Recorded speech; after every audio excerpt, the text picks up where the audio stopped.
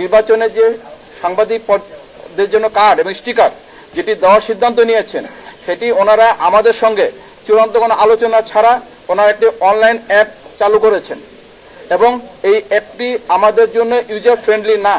সেই কারণে আমরা নির্বাচন কমিশনকে যে সমস্যাগুলো হচ্ছে এবং আমাদের সামনে যে সমস্যাগুলো হবে সবগুলো বিষয়ে আমরা তাদেরকে জানিয়েছি।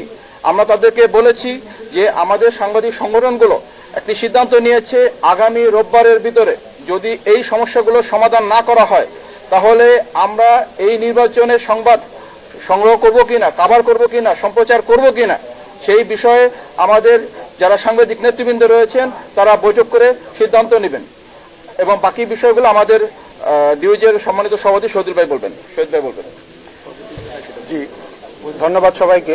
প্রিয় সহকর্মীবৃন্দ, আমরা যেমনটি শুনলাম আরএপিডির সভাপতির কাছ থেকে, তো নির্বাচন চলাকালীন আমরা দায়িত্ব পালন করতে গিয়ে আমাদের নির্বাচন কমিশন থেকে যে কার্ড প্রোভাইড করা হয়, গাড়ির যে স্টিকার প্রোভাইড করা হয়, সেটার জন্য এবার যে নতুন নীতিমালা করেছে অনলাইনের মধ্যে দিয়ে সেটি আবেদন করতে হবে।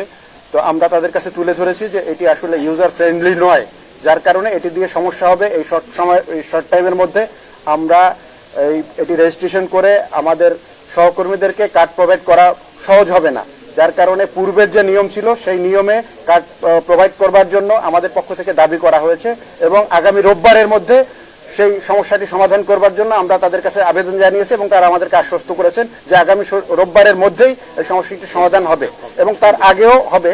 এবং যে সমস্যাগুলো হয়েছে এই যে নতুন নীতিমালার কারণে সেটি তারা স্বীকার করেছেন, হ্যাঁ কিছু সমস্যা এখানে হয়েছে।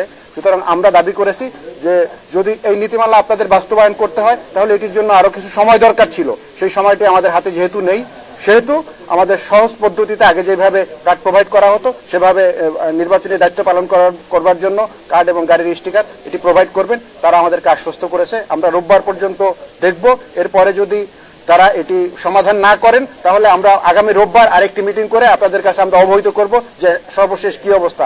আমরা আশা করি রোববারের মধ্যে এই সমস্যাটির সমাধান হয়ে যাবে।